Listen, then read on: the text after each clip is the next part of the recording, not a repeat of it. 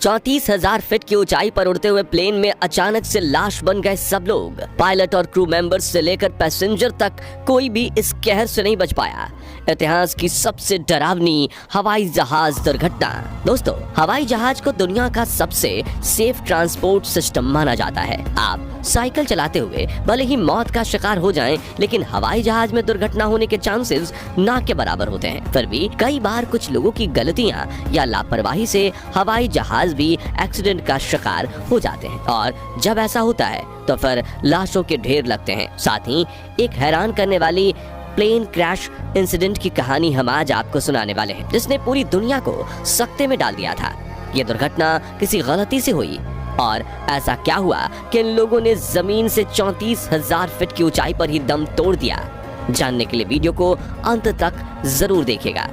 दोस्तों, ये बात है आज से 18 साल पुरानी।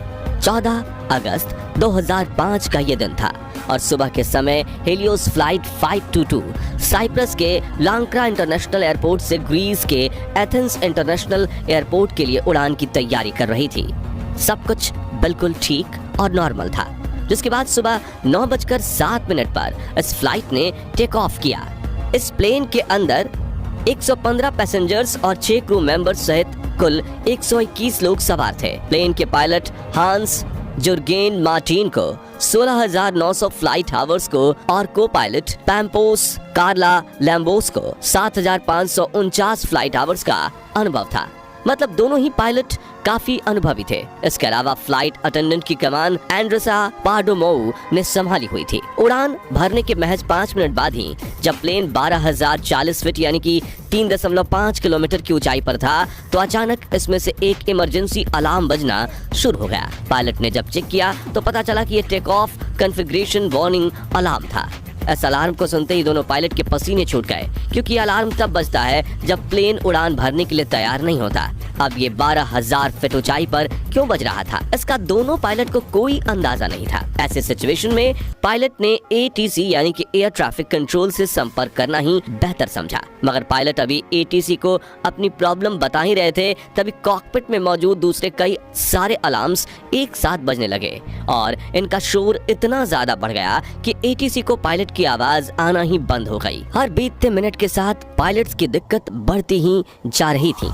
उन्हें कुछ समझ नहीं आ रहा था कि सिचुएशन से कैसे बाहर निकला जाए। प्लेन में अफरा तफरी मची हुई थी, क्योंकि लोगों को सांस लेने में दिक्कत हो गई थी, और प्लेन में लगे ऑक्सीजन मास्क भी बाहर आ चुके थे। इस समय प्लेन करीब 5 किलोमीटर की ऊंचाई पर था। पायलट लगातार ATC से मदद मांगने की कोशिश कर रहे थे, लेकिन कुछ ही देर में इनका ATC से कनेक्शन भी पूरी तरह से टूट गया। अब प्लेन लगातार ऊपर की तरफ बढ़ रहा था। 9:23 पर ये 10 किलोमीटर से अधिक की ऊंचाई पर पहुंच चुका था। इसके बाद 9:37 पर इस प्लेन ने एथेंस के फ्लाइट इंफॉर्मेशन रीजन में एंटर कर दिया। 10:12 से 10:50 तक एथेंस का ATC इस प्लेन से संपर्क बनाने की कोशिश करता रहा, लेकिन उन्हें प्लेन की तरफ से कोई रिस्पांस नहीं मिला। आमतौर पर इस फ्लाइट को 1 घंटे 45 मिनट का समय लगता था, यानी 10:45 तक इसे एथेंस एयरपोर्ट पर पहुंच जाना चाहिए था, लेकिन आसमान में इसका कोई अता पता नहीं था।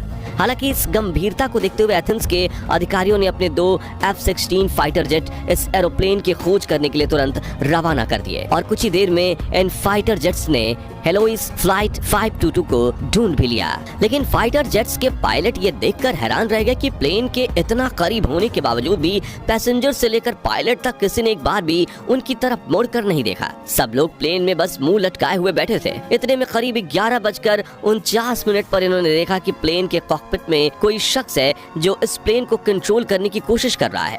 फाइटर जेट्स के पायलट ने इस शख्स से बात करने की कोशिश की, लेकिन कोई संपर्क न होने की वजह से यह मुमकिन नहीं हो पाया। तभी करीब 1 मिनट बाद यानी 11:50 पर प्लेन का एक और इंजन फेल हो गया, और प्लेन उस तरफ से झुककर तेजी से नीचे की ओर गिरने लगा। अभी कुछ ही मिनट बीते थे कि 12 बजे प्लेन का दूसरा इंजन भी बंद हो गया। साथ ही फाइटर जेट की रेस्क्यू टीम के देखते ही देखते ये प्लेन और भी ज्यादा तेज रफ्तार से नीचे की तरफ आने लगा। पायलट सीट पर बैठे उस शख्स ने इसे कंट्रोल करने की हर संभव कोशिश की, लेकिन 12:04 पर यह प्लेन ग्रामाटिको की पहाड़ियों में क्रैश हो गया। इसमें बैठे सभी 121 लोगों की मौके पर ही मौत हो गई। इस प्लेन के क्रैश होने की खबर ग्रीस के साथ ही पूरी दुनिया में आग की तरफ फैल गई। घटना की साइट पर रेस्क्यू ऑपरेशन भेजा गया और सभी डेड बॉडीज को प्लेन से निकाला गया। इन मृतकों के शरीर का जब पोस्टमार्टम किया गया तो उससे एक ऐसी चौंकाने वाली बात सामने आई जिससे सबके होश उड़ गए। दरअसल डॉक्टर्स ने बताया कि प्लेन में मौजूद पायलट समेत लगभग सभी लोग इसके क्रैश होने से पहले ही मर चुके थे। ऐसे में सबसे पहला सवाल जो लोगों के मन में उठा वो ये कि अगर पायलट पहले ही मर चुके थे तो इस प्लेन को इतनी देर तक कौन उड़ा रहा था। असल में दोस्तों ये शख्स कोई और नहीं बल्कि फ्लाइट अटेंडेंट एंड्रस ही थे। एंड्रस कोई एक्सपर्ट पायलट तो नहीं थे, हाँ, लेकिन जब प्लेन क्रैश हो रहा था तो वो इसे घनी आबादी वाले इलाके से दूर ले जाने में सफल रहे। मगर अभी भी इस हादसे के मुख्य जड़ तक पहुंचना बाकी था और वो ये कि इतने सारे लोग आखिर अचानक से अपनी सीट पर बैठे ही कैसे मर गए। इस क्रैश की छानबीन पूरे जोर शोर से चल रही थी। तब इस केस के इन्वेस्टिगेशन पर काम कर रहे एक ऑफिसर की नजर कंट्रोल पैनल में मौजूद एक ऐसे बटन पर पड़ी जिसे देख ऑफिसर अपना सर पकड़ चुका था। यह बटन प्लेन में प्रेशर को सेट करने का काम करता है। इस बटन को देखते ही ऑफिसर को पूरी कहानी समझ आ गई। असल में ये बटन प्लेन के अंदर हवा के प्रेशर को कंट्रोल करने का काम करता है। आमतौर पर यह बटन ऑटो मोड पर ही रहता है, लेकिन यहाँ पर यह बटन ऑटो की जगह मैनुअल पर सेट था। असल में हुआ क्या कि इस फ्लाइट के एक दिन पहले जब ये जहाज अपनी रूटीन सर्विस पर गया तो वहाँ के एक टेक्नीशियन ने गलती से इस बटन को मैनुअल मोड पर करके छोड़ दिया। ऐसे में जब फ्लाइट ने टेक ऑफ किया तो प्लेन के अंदर ऑक्सीजन का लेवल बहुत तेजी से कम होने लगा। ऑक्सीजन कम होने पर पायलट का दिमाग भी ठीक से काम नहीं कर रहा था, इसलिए इनका ध्यान इस बटन की तरफ गया ही नहीं। प्लेन में मौजूद यात्रियों ने तो ऑक्सीजन मास्क लगा लिए,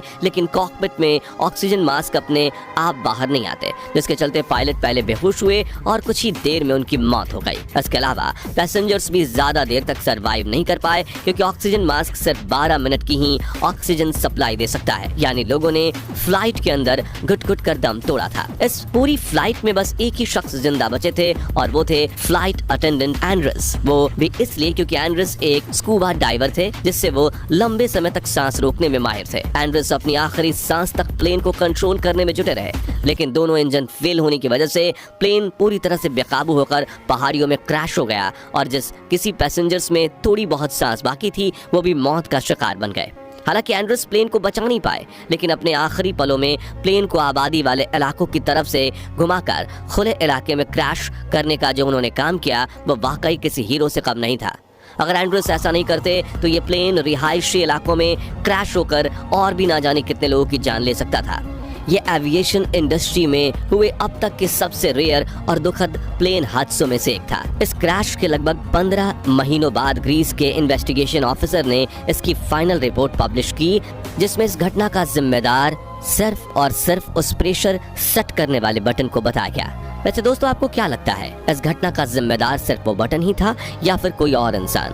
अपना जवाब कमेंट के माध्यम से जरूर शेयर कीजिएगा। बाकी दोस्तों आज के इस वीडियो में बस इतना ही।